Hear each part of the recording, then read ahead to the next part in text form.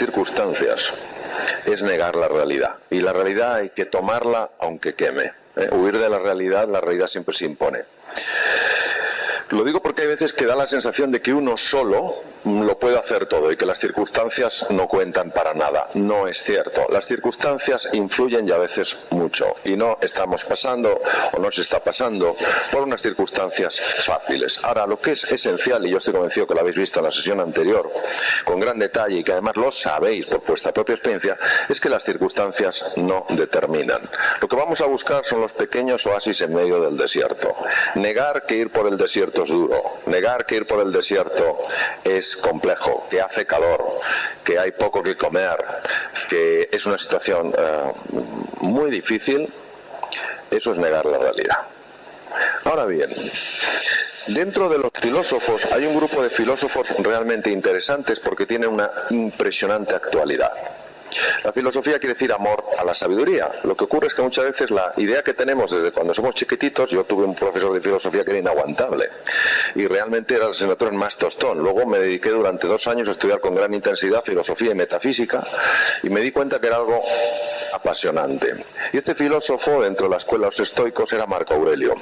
Y os voy a decir algo que otros pensadores han utilizado después, pero sin embargo el original es de Marco Aurelio. Dijo lo siguiente: la sabiduría. Él definió la sabiduría. La sabiduría se diferencia a la inteligencia porque la sabiduría tiene una perspectiva mucho mayor que la inteligencia. Decía, la sabiduría es el arte de, primero, aceptar, asumir aquello que no puede ser cambiado. Segundo, de cambiar aquello que sí puede ser cambiado. Y tercero, y sobre todo, de conocer la diferencia. Yo me he pasado 26 años en hospitales, 26 años operando, 26 años estando con personas que han sido diagnosticados de enfermedades, muchas de ellas muy serias. Y hemos podido comprobar, no solo yo, sino grupos en muchos sitios del mundo, hemos podido comprobar lo que ocurre dependiendo de cómo esa persona se posiciona respecto a ese diagnóstico duro y difícil. Y si recordamos a Marco Aurelio, él decía, aceptar aquello que no puede ser cambiado. Si el diagnóstico, una vez revisado, pedida segunda opinión, tercera opinión, es el que es, eso es así. Y hay que asumirlo. No asumirlo implica rebelarse. Rebelarse, resistirse a lo que hay. Hoy en medicina, se sabe muy bien el impacto que tiene en el cerebro el rebelarse. Cuando una persona se rebela ante algo, que no quiere decir que lo intente cambiar, sino empieza a decir ¿por qué a mí? ¿Por qué a mí? ¿Por qué a mí? ¿Por qué a mí? Hay cambios muy profundos en el funcionamiento del cerebro, muy profundos. Antes no sabíamos por qué nos bloqueamos en la ira, por qué nos bloqueamos en el resentimiento. Hoy se sabe porque hay cámaras que pueden fotografiar lo que está pasando en el cerebro. Entonces, aunque no nos guste, aunque la vida nos mande una cosa que no nos gusta y que no lo hubiéramos elegido si hubiéramos podido, pero nos ha llegado, la rebelión, la resistencia, hay que intentar evitarla, porque lo que se resiste, persiste. Es decir, quedarte envuelto en la pregunta ¿por qué a mí? ¿Por qué a mí? ¿Por qué a mí?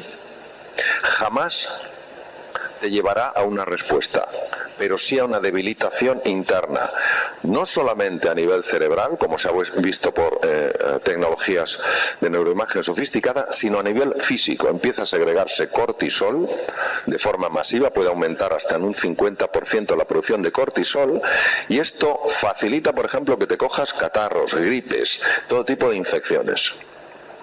Bien.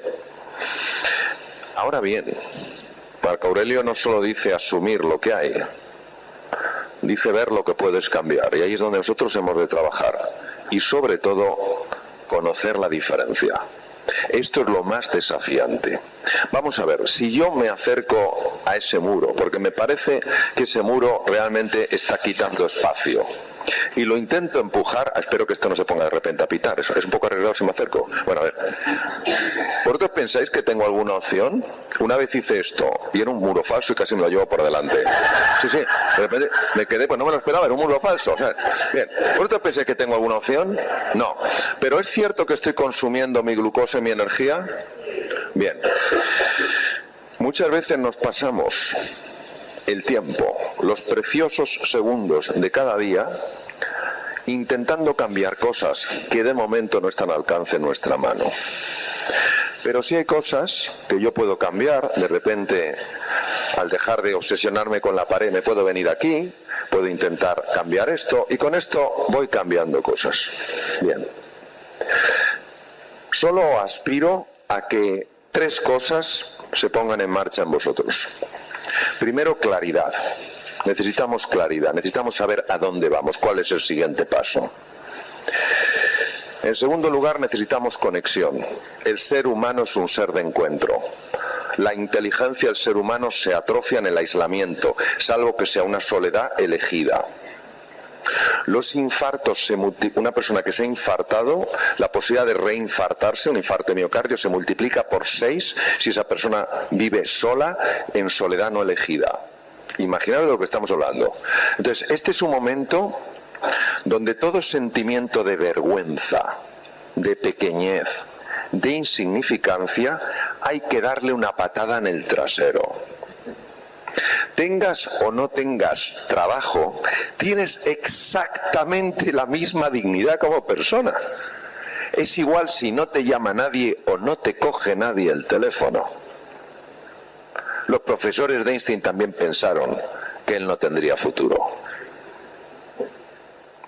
El mejor neurocirujano infantil del mundo, el profesor Ben Carson, también pensaron cuando era jovencito que no tenía futuro. Es decir, el futuro lo creas tú día a día. Eso para empezar. Entonces, el tema de la conexión es clave. ¿Qué es la conexión? Bajo ningún concepto aislarte. Bajo ningún concepto. Hay que salir. Hay que salir a estar con la gente. Hay que salir a hablar. Y sobre todo, a ver, levantar la mano los caballeros que estéis aquí. Disculpadme. Esto es sobre todo para vosotros y para mí, que estoy claro dentro del grupo caballeros.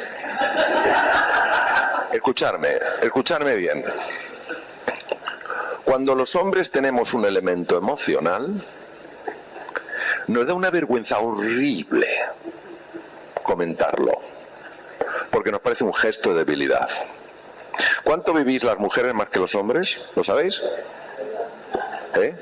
¿Alguien ha hecho 25? No, es no. Vivís una media de 5 años más. Solo. Es la media. Seguro que hay algunas que pueden vivir 15 años más. Sola. Oye, cuando toca este tema se pone calentito normalmente, sí.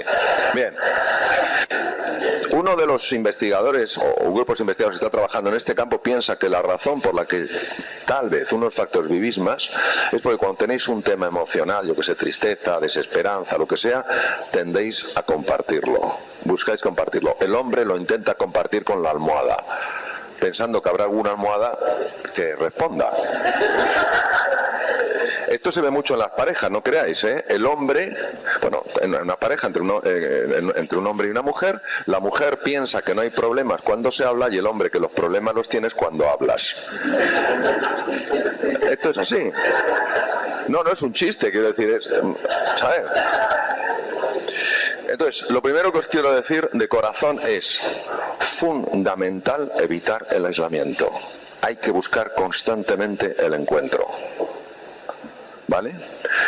Segundo elemento, guerra al pijama. Guerra al pijama. Si en este momento estás en una situación disponible para la nueva oportunidad, guerra al pijama. Tus 7-8 horitas y punto pelota. Tus 20 minutitos de cabezadita y punto pelota. No las 2 horas de siesta de osera. Que sales y dices, ¿dónde está? No sé. No sé quién soy, dime, dame una pista, no me acuerdo. Tercero y fundamental. hay que hacer ejercicio físico. Yo os voy a decir por qué. No os estoy animando a apuntaros a un gimnasio. Es algo completamente distinto. Se trata de que os mováis más. Es decir, una rutina que hay que aplicar diariamente a tu vida es moverte. ¿Cómo se mueve uno? Moverse no es ir ni a una librería ni a ver escaparates.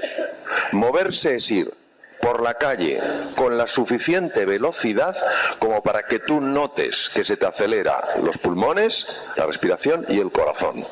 Es decir, cuando la gente te vea debe decir, uy, este tiene prisa. ¿Vale? ¿Por qué es esto? Por varias razones. La primera razón es porque cuando tú te mueves, como estoy diciéndolo, es fundamental acelerar los pulmones y el corazón, porque si no, no se libera este mensajero. Se libera una hormona llamada oxitocina, que a las damas será muy conocida, pero la oxitocina también existe en los hombres y en las mujeres y tiene otros efectos. Y uno de ellos es que desconecta el centro del miedo. Cuando vivimos asustados, encontraré una nueva oportunidad, que será de mi vida, todo esto tal cual, están activos unos núcleos que se llaman núcleos amigdalinos. Amígdala viene de almendra, viene del griego, y son unos núcleos en el cerebro. Pues cuando hacéis ejercicio físico, estáis liberando oxitocina, ¿vale? La oxitocina, como os digo, no solamente desconecta el centro del miedo, sino que es un protector natural del corazón. Baja los niveles de colesterol y triglicéridos, ¿vale? Pero es que hay otro factor interesantísimo. Se sabe que cuando uno se mueve más, se libera en el cerebro un neurotransmisor. Un neurotransmisor es una hormona intracerebral que se llama BDNF, son las siglas en inglés. ¿Qué es el BDNF? El BDNF es lo que hace que las neuronas empiecen a conectarse más entre sí. Neuronas más conectadas, persona más inteligente. No penséis que porque tengáis una cierta juventud acumulada, ya vuestra inteligencia no crece. Yo estaba en la Facultad de Medicina, tuve 2 asignaturas relacionadas con los procesos mentales. Uno era la psicología y otro la psiquiatría. Y recuerdo la profesora de psicología, al final de la clase, dijo: la personalidad está totalmente definida a los 7 años de edad. Yo tenía 19 y me quedé un poco así. Acá, bueno, termina la clase enseguida, me acerco y le digo: profesora, quiero hablar con usted, ¿qué desea? Una mujer un poquito estirada. Digo, ¿qué desea? Digo, oiga, usted ha dicho que a los 7 años de edad está totalmente definida la inteligencia, totalmente determinada. Me dijo, eso he dicho. Digo, verá, es que yo tengo 19 y quiero cambiar muchas cosas de mi vida. Me miró y me dijo, ya es tarde. O sea, ¿os imagináis una naturaleza tan estúpida que te mirara a los 7 años de edad y te dijera, tengo una noticia para ti? Se te acaba de congelar el cerebro. Es una tremenda, ¿no? Pues el BDNF, liberado durante el movimiento, produce una mayor conexión entre las neuronas y, atención, da lugar a que se generen nuevas neuronas. Porque esto también era una idea que antes no existía. De hecho, a partir de cierta edad, te comentaban en la facultad que empezaban a morir las neuronas, pero no de 2 en 2, de 2000 en 2000. Claro, un día ibas por la calle, no sabías a dónde ibas y, Dios mío, en el camino se me han muerto 20.000, porque no me acuerdo dónde iba.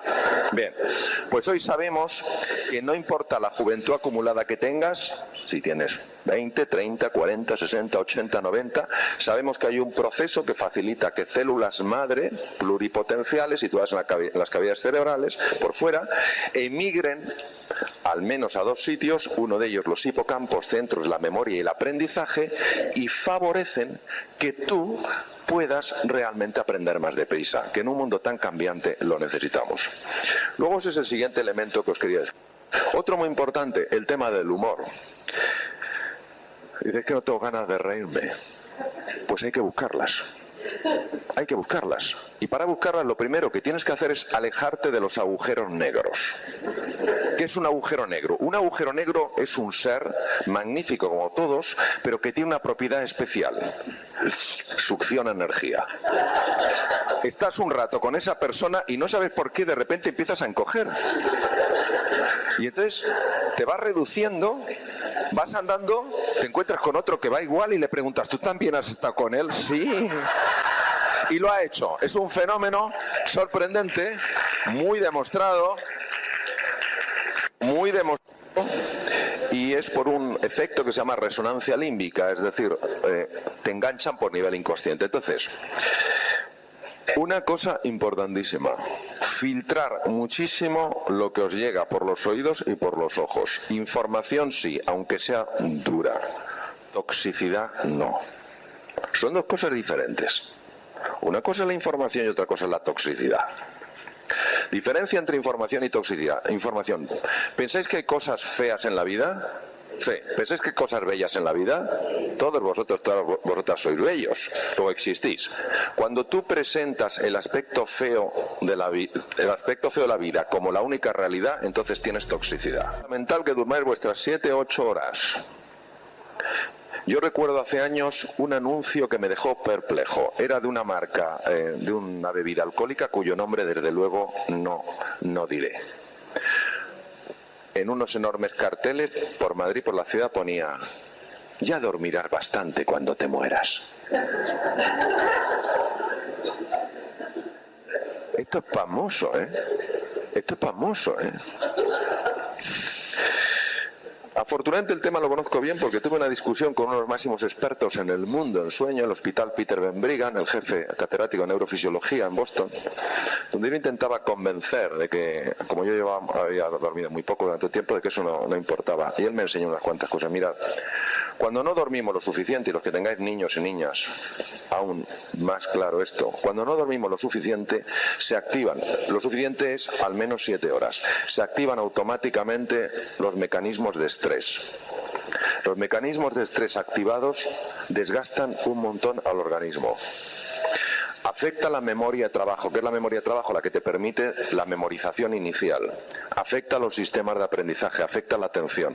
Nos interesa tener muy bien los recursos, muy bien los recursos. Entonces, haciendo una reflexión. Primero, enfadarse es lógico. Rebelarse con una situación es lógica. Ahora, ojo con desgastar vuestras energías con ¿por qué a mí? ¿Quién es el culpable? ¿Soy yo? ¿Es el otro? Porque esto nos introduce dentro de lo que se llama el proceso de duelo en una situación muy complicada, que es la situación donde acumulamos resentimiento, donde acumulamos frustración. Y eso es muy negativo en el funcionamiento del cerebro y es muy negativo en la salud. Hay que ir avanzando poco a poco en ese proceso y nos encontraremos con el miedo. El miedo de qué será de mi vida, saldré adelante, saldrán adelante los míos. Y nos encontramos con la tristeza, a veces por la tierra perdida, cuando hemos pasado una situación muy buena a otra menos buena. Esto es humano.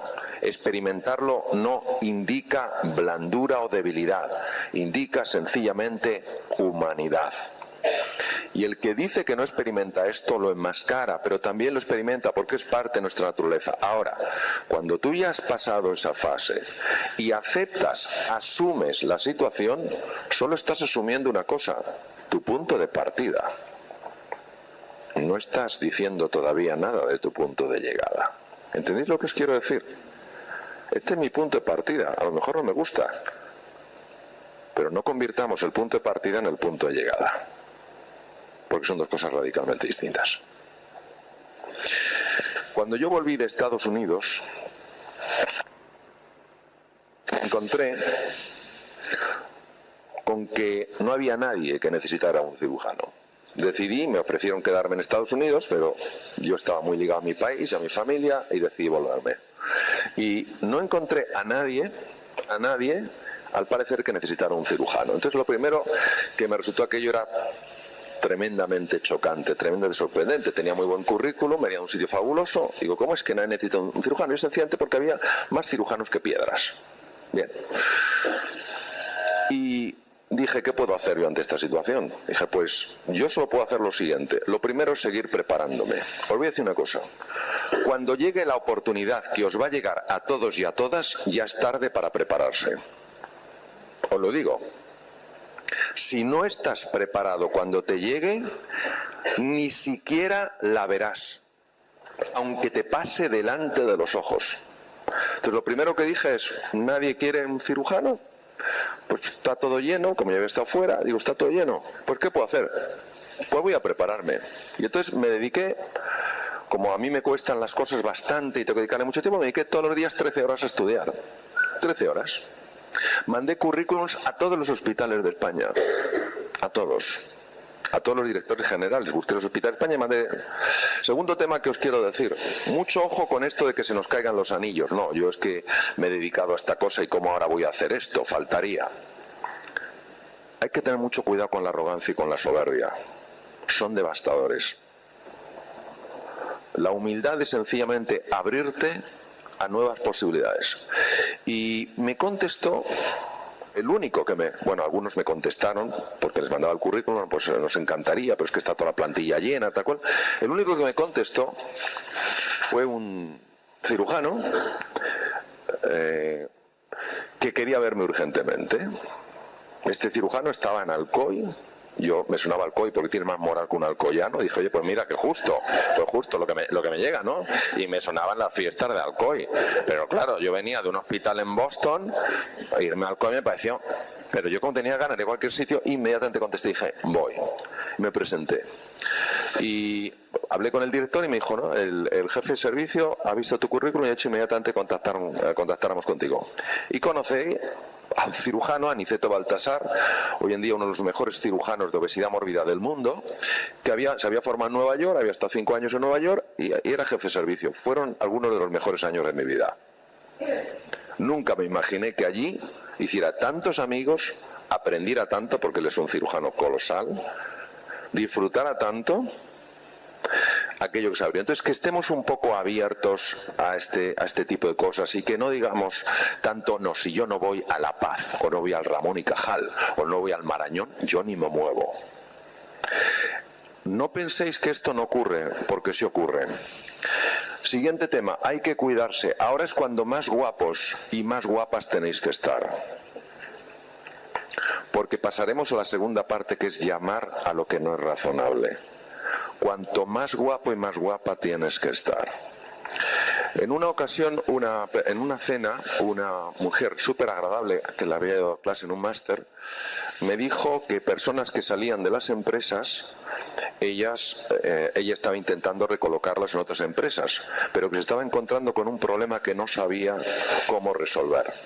Dice, mira Mario, les encuentro sitios, en este caso ella me hablaba de hombres, les encuentro sitios, pero donde encajarían perfectamente, pero vienen con el pelo sucio, sin afeitar, con unas pintas como si estuvieran absolutamente derrotados. Y me da una infinita pena, porque sé lo mucho que valen, pero ellos no se lo creen.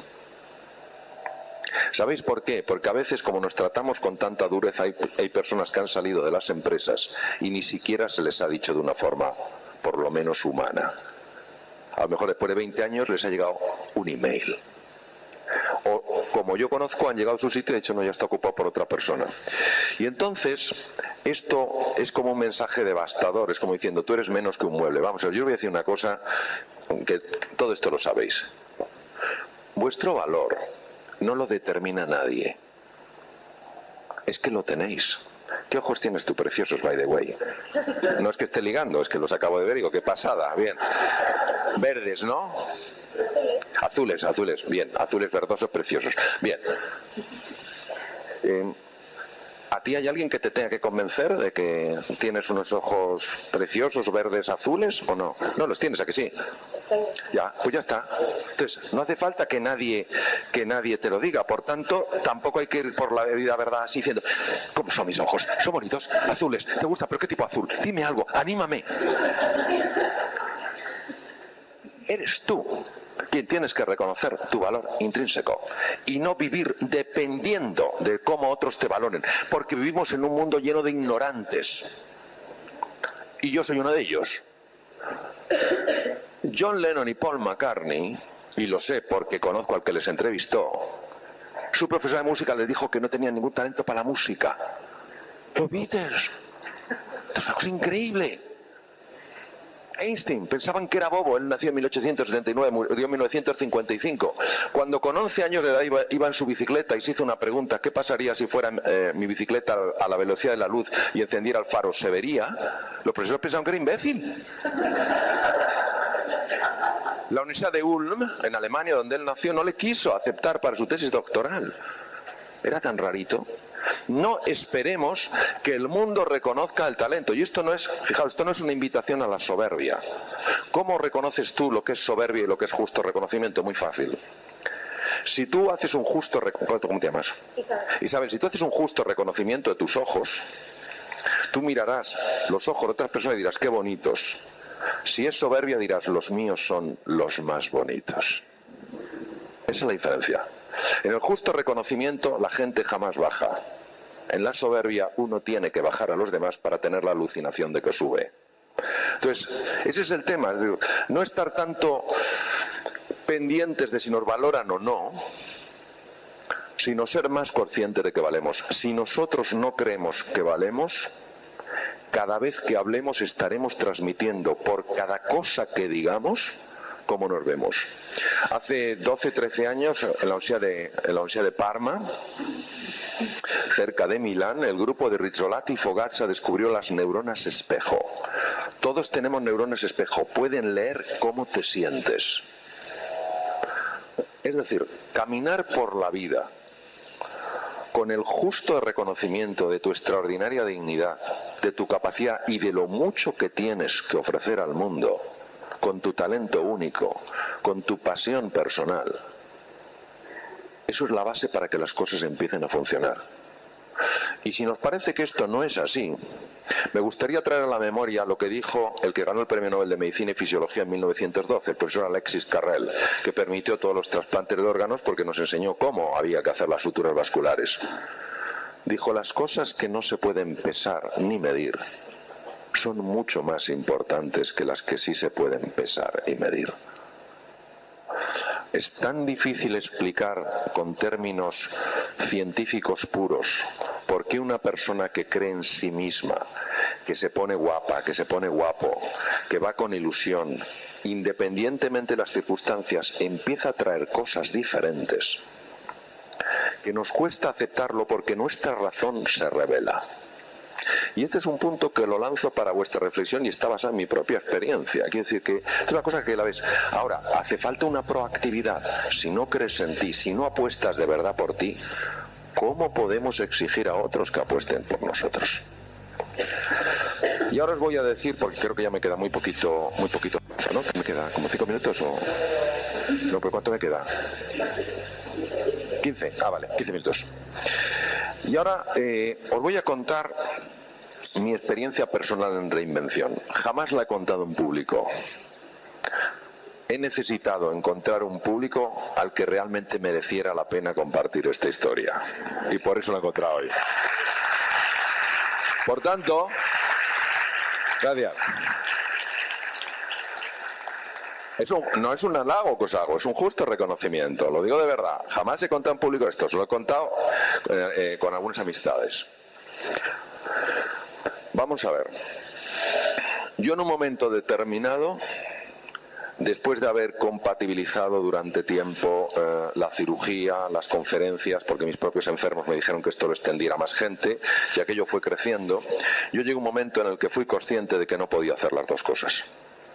Después de 26 años operando, ya tenía una consulta bastante grande, estaba súper ocupado. A mí la cirugía me encantaba, lo que era estar con los enfermos, la técnica quirúrgica me apasionaba. Esto empezaba a tirar de mí, empezó muy poquito, mis enfermos me dijeron: oiga, de alguna conferencia usted puede ayudar a algunas personas, y empezó a crecer. Y entonces me encontré en un momento donde tenía que tomar una decisión en mi vida. La decisión lógica era seguir con lo mismo. Había llevado muchos años, o sea, son 6 años de carrera, más luego yo hice una super especialización en Estados Unidos, estuve allí, más luego estuve pues en Alcoy con Aniceto Baltasar, luego estuve en otro sitio, luego vine a Madrid, otro hospital, consulta, y llevaba un montón de años. Entonces, claro, dejar aquello era dejar todo un pasado.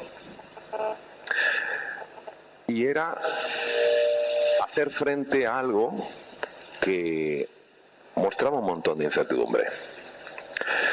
Mis recursos económicos procedían todos de la cirugía y yo no tenía ningún colchón económico, realmente, no lo tenía. A ver, en una situación muy difícil me habrían ayudado mis familiares, pero si no me ayudan ellos, yo no podía soportar. Y estaba casado y tenía 3 hijos. Pero hice una serie de reflexiones muy profundas porque tuve que entrar muy dentro de mí. Y la primera reflexión que hice fue la siguiente. ¿Por qué quiero hacer esto? ¿Por qué quiero dar este salto? Eso se llama insatisfacción inspiradora. Es decir, tienes que encontrar una razón de suficiente peso como para que te atrevas a hacer frente a un vértigo extremo. Porque el vértigo que vas a sentir, que yo sentí, era extremo. En mi caso, yo visualizaba un mundo que se podía abrir. No era razonable que se abriera así en absoluto. No era razonable. ¿Por qué? Bueno, yo llevaba dando conferencias un tiempo, pero bueno, mi labor fundamental era la cirugía. No había hecho jamás marketing, que hubiera podido hacer gente que me había conocido una conferencia, no había dedicado ningún recurso a marketing, porque tampoco... Entonces te encuentras con esto diciendo... Pero tenía esa insatisfacción inspiradora. Me pregunté, a mí esto si me dedico el resto de mi vida, me gusta, digo, me encanta, porque me encanta hablar con la gente, me encanta hablar de los descubrimientos de la ciencia, me encanta poder ayudar tal vez, quizás, a que vivan vidas más plenas. ¿Tú ves que esto ha tenido en algún momento alguna repercusión en la gente? Digo, pues sí, la verdad es que lo que he hecho ha estado bien y tal cual. Entonces, fíate. Claro, fíate... Joder. Como, ¿hay alguien más? ¿Hay alguien más? Fíjate. Y yo le voy a decir algo que como repito, sencillamente lo quiero compartir. Por mi propia experiencia jamás lo he dicho en público. Entré en un proceso de interior muy largo, de 4 horas. Donde, sí, es largo, ¿eh? Porque la primera media hora... No sé, que empieza a entrarte un hambre y dices, uy, no tenía hambre, pero tengo hambre. La segunda media hora, la silla, que esto hay quien la aguante. Tal cual. Pero luego me pasó algo interesantísimo. A mí había algo que me frenaba y no sabía lo que era. No sabía lo que me frenaba. Pero estaba dispuesto a dar el salto, pero no confiaba realmente en las posibilidades de que ese salto fuera un salto, digamos, sensato. Cuando llegué a la... Supongo, porque es muy difícil, os lo digo luego analizándolo retrospectivamente, que sé que fueron 4 horas porque sé cuándo empecé y cuándo terminé. Calculo que sería como a la tercera hora empecé a entrar en un silencio muy curioso. Como que estás como en un vacío, os lo digo luego analizándolo retrospectivamente, que sé que fueron 4 horas porque sé cuándo empecé y cuándo terminé. Calculo que sería como a la tercera hora empecé a entrar en un silencio muy curioso. Como que estás como en un vacío, como te he puesto a veces cascos que inhiben los sonidos externos, entonces está como una burbuja y tal. Y prácticamente antes de que abriera los ojos, yo sentí de mi interior, lo sentí y lo viví, y sé que lo viví,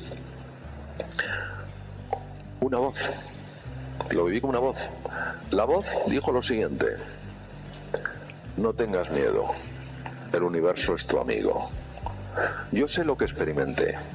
Lo que experimenté fue como si alguien me quitara una mochila llena de piedras del cuerpo.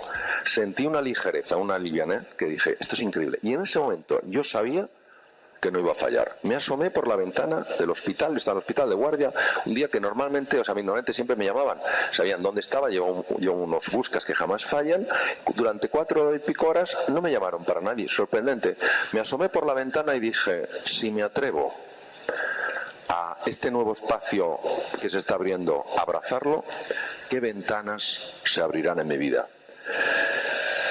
Eso sí, yo tuve el apoyo de mi mujer. En estos viajes, la persona más cercana te tiene que apoyar. Si la persona más cercana te está todo el día diciendo, si es que te avisé, si es que no haces caso nunca, ¿eh? Así te va. Si en ese momento donde estás tan expuesto, te sientes tan vulnerable, la persona que está a tu lado te dice eso, es fundamental saber con qué personas tienes que contar. Y si no, intentar ver si esas personas pueden en algún momento entender tu idea y apoyarte.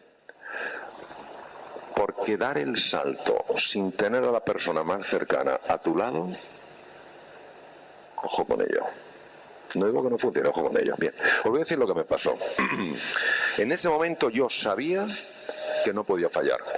Bueno, años después me encontré con una frase de Albert Einstein. Yo soy un enamorado de Einstein, sobre todo de la metafísica de Einstein. Einstein dijo que hay una pregunta que es la más importante que un ser humano se puede hacer. Y me quedé alucinado, porque Einstein creía muchísimo el poder de las preguntas. Y dije, ¿cuál es esta pregunta? ¿Sabes la pregunta que consideraba Einstein la más importante? ¿Es el universo en el que vivo hostil o amigo? Si tú vives pensando que es un universo hostil, nunca tocarás tu grandeza. Porque lo razonable no es lo real. Lo real no lo define la razón, lo define la realidad. ¿Entendéis lo que os quiero decir? Años después, en Los Ángeles, participando en un congreso, me encontré con uno de los mejores psicoterapeutas del mundo, un hombre ya muy mayor, 80 y pico años, que además llegaba después de una gran nevada con sus botas, el hombre tarde, hablando de un proceso que él había descubierto, donde tocabas algo en tu interior y que el efecto inmediato era la sensación de que alguien te quitaba un peso del cuerpo. Y dice así, toma ya, eso lo conozco yo, eso lo conozco yo. Eso lo conozco yo. Bien, os voy a decir lo que me pasó.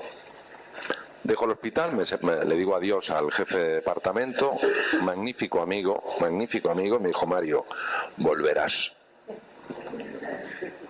Nadie sobrevive fuera. ¿Entendéis un poco el mensaje, no? No era agujero negro, pero lo parecía. Bien. Bueno, al día siguiente, no 2 meses después, al día siguiente estoy cruzando una calle en Madrid que se llama María de Molina. Voy por María de Molina, obviamente tenía todo el tiempo libre del mundo, ya os podéis imaginar, porque había dejado el hospital. Y bueno, pues yo tenía una conferencia aislada, pero ya podéis imaginar, pues cada tantos meses y cosas así. Bien.